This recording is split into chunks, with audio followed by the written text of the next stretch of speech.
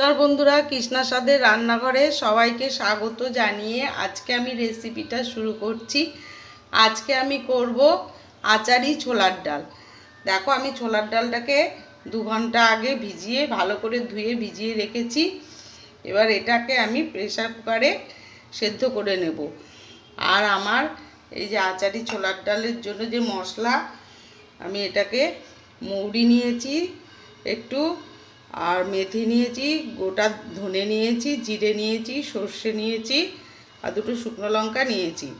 এগুলোকে আমি শুকনো খোলায় ভেজে তারপর আমি বেটে নেব। চলো তাহলে রেসিপিটা শুরু করা যাক। আমি এবার ছোলার ডালটাকে সেদ্ধ করে নেব প্রেসার কুকারে। তোমরা দেখতে থাকো পুরো ভিডিওটা। আমি এই যে ছোলার ডালটাকে ভালো করে সেদ্ধ করে নিয়েছি একটু নুন আর কাঁচা লঙ্কা দিয়ে। চলো তাহলে এবার আমি দেখো কিভাবে এই ছোলার ডাল, আচারি ছোলার ডালটা তৈরি করি। আমি তেল দিয়ে দিয়েছি, তেলটা আমার গরম হয়ে গেছে।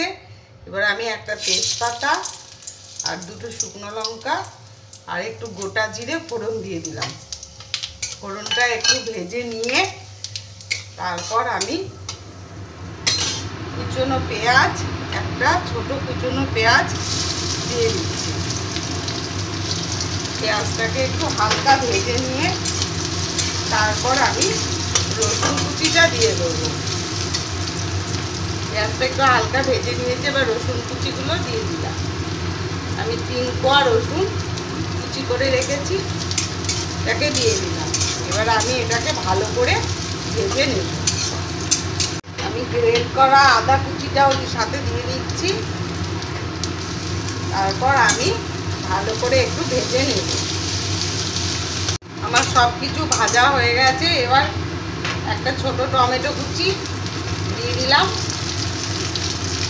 আর স্বাদ মতো নুন দিয়ে দিচ্ছি। আমি ডালের সেদ্ধর সময় একটু নুন দিয়েছি, তাই অল্প করে আবার একটু নুন দিয়ে দিলাম আর একটু হলুদের গুঁড়ো দিয়ে দিলাম।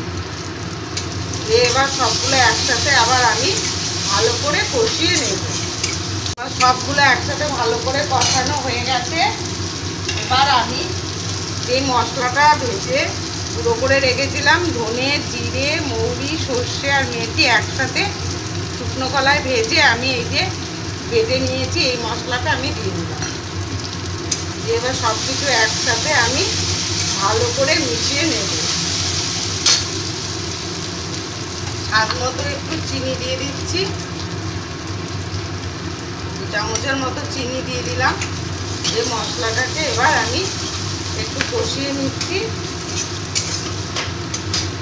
এরপর এই সেদ্ধ ডালটা আমি দিয়ে দিচ্ছি। সেদ্ধ ডালটা দিয়েও আমি একটু একসাথে ভালো করে কষিয়ে নেব।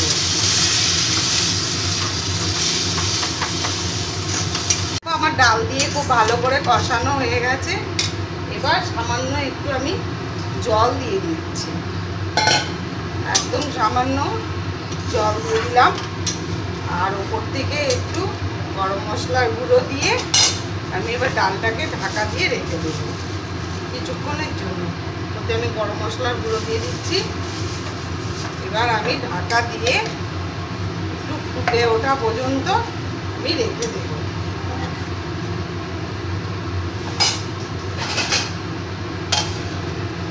আমার তৈরি হয়ে গেছে আচারি ছোলার ডাল। ওপর থেকে আমি 1 চামচ ঘি দিয়ে দিলাম। তোমরা রেসিপিটা একবার এভাবে করে দেখো।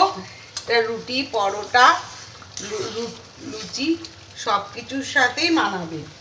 রেসিপিটা তোমাদের ভালো লেগে থাকলে লাইক, কমেন্ট ও শেয়ার করে দিও আর সাবস্ক্রাইব করে দিও ইউটিউব চ্যানেলটিকে। তৈরি হয়ে গেছে আমার আচারিয়া ছোলার ডাল। তোমরা একবার এইভাবে বাড়িতে করে দেখো।